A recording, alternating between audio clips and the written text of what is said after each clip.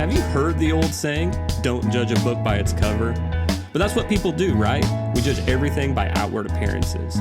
In my experience, a great album cover can make or break the decision on whether I buy an album. So go on a journey with me as we look at some great album cover designs and talk about why I believe that you need a personal designer for your album artwork. This is Judged by the Cover. Welcome to the first episode of the Judged by the Cover podcast. Today we are going to be talking the album cover that started this thing I call JW Creates. It's not an album cover that I created, but it was the cover that made me want to pursue designing album covers. But before we get to that, make sure that you stay tuned until the end of the podcast because I'm going to give you a sneak peek into a couple of the album covers that we're going to be talking about in the near future. I'm also going to introduce a segment that will start on the next show, and I really need your input and feedback for that segment to be successful. Also, make sure that you hit the like and subscribe buttons if you're watching on YouTube. And if you're listening on your favorite podcast app, make sure you hit the subscribe button so that you don't miss out on future episodes. So with all that said, let's begin. I mentioned that this is the album cover that started JW Creates because when I saw the behind the scenes video of how the designer made this cover, my mind literally exploded. It was like this light bulb turning on moment, and I knew that this was what I wanted to do. I knew that what I wanted to do was make album covers, and not just make them because they're cool, even though that they are, but I wanted to be able to tell a story about a song or an album through great design. So, what's the name of the album? I will almost guarantee that you have never seen this album cover or heard of this album or the artist. And if you have, then you're a lot cooler than I'm giving you credit for. But the name of the album is Minorville by Derek Minor. Derek Minor, Minorville. You see the play on the name with the artist name there? Trust me, it's going to make more sense here in a minute, especially for those of you that are listening to the audio-only form of this podcast, because I'm going to break down and try and explain what the album cover looks like. So the album cover itself, it's grayscale or just gray in color, and the main portion or the center of it is a side profile of the artist's face. So you have this man's face, kind of a side profile, but it's made out of these wood building cutouts that look like a cityscape. That's the main element of the cover. The only other thing that you really have is that up in the top left-hand corner, you have the artist's name and the album name in just a simple all caps white font. So from a design aspect, there's not a lot of details to discuss. And you may be thinking, okay, this is cool, but not all that exciting. Why did this turn you on to making album covers? And the secret, it's in my favorite part. It's in the behind the scenes video. Before this album's release in 2013, the artist and the label did a lot of promotion and hype for this album. This was the fourth studio album for Derek Minor. He was also going through a name change. So he was previously going by the name Pro, changing to Derek Minor at this same time. So it was necessary to really promote the heck out of this album to, make sure that there wasn't, any confusion there. Of these promotional videos, my favorite one was the one that talks about or shows the making of the album cover.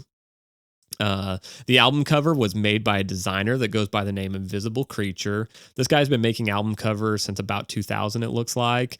Maybe before that, but from what I could tell on his website, at least 2000.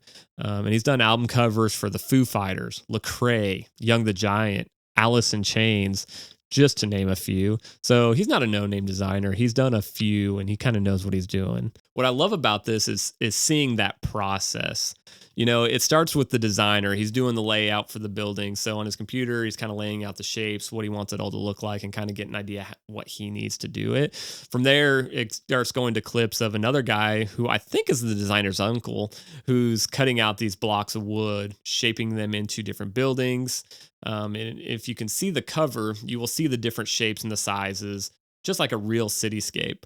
They went as far as cutting lines and shaping the wood blocks to show some different architectural features. So really getting, not a ton of detail, but getting some detail into it to really kind of set the different buildings apart. From there, it goes to them setting up the cityscape. So you see them lining up all the pieces, making sure that the spacing is all correct. And then they go into moving the light around, really trying to figure out what makes the best shadows with this design. They also take a fog machine and kind of play around with it just to give it the right movement, the right feel. Um, so this rather simple design that you see on the cover has a ton of work that went into it. And really what they did was create Minorville. Derek Minor opens the album with a song called Lost in Minorville. And it's a song that's talking about this idealized world called Minorville. It's really talking about this idealized world that we have in our minds, right? This world where there's no issues, there's no pain, there's no nothing, blah blah blah, so on and so forth. And in a tongue-in-cheek way, he kind of calls out our society and some of the issues that we face. It's a great listen. It's a great album because the album goes on to, kind of tackle these in a little bit more detail. But I highly recommend you give it a listen. Even though that it came out about 9 years ago, it still sounds very good.